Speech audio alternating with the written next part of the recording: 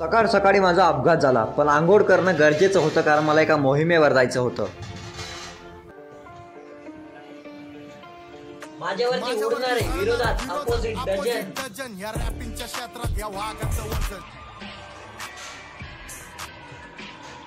Don म्हणत्यात don.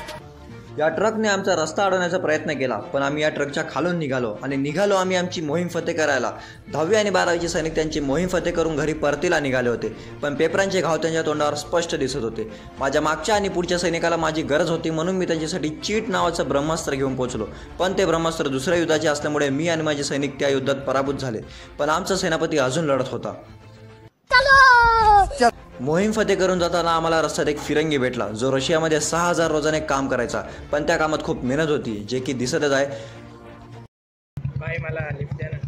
आम्ही त्याला विचारलं की तू रशियामध्ये काय काम करायचा, तर तो बोला की तो प्लंबर होता. मी बोला ठीक आहे, पण यात चेहरा लपवण्यासारखी कोणती गोष्ट आहे? तर तो बोला की त्याचा नळ खराब झाला म्हणून तो इंडियामध्ये काम शोधायला आला. मी त्याला एक काम सांगितलं तर तो खूप खुश झाला आणि हात जोडायला लागला. आता तो MIDCमध्ये 600 रुपये रोज कमवतोय. सकाळी मीने चहामध्ये ब्रेड खाल्ला, त्यामुळे जामला राग आला, तर ब्रेड जाम व्हायच्या जागी कडी जाम होऊन गेली. पण मी पण माझ्या मुठ्ठीची ताकद दाखवून दिली. मेरी हो के हमेशा ही रहना, कभी न कहना अलविदा.